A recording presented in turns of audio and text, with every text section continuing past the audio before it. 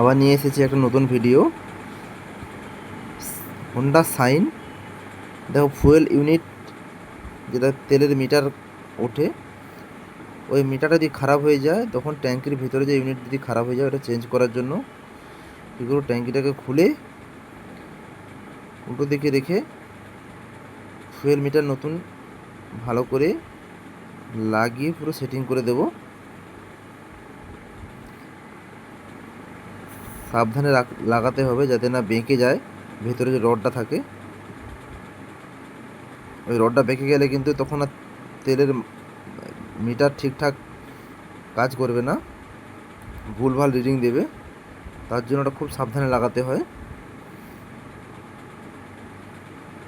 আর তোমরা আমার ভিডিওতে একটু লাইক করে দিও, আর যদি পারো তো সাবস্ক্রাইব করে দিও প্লিজ।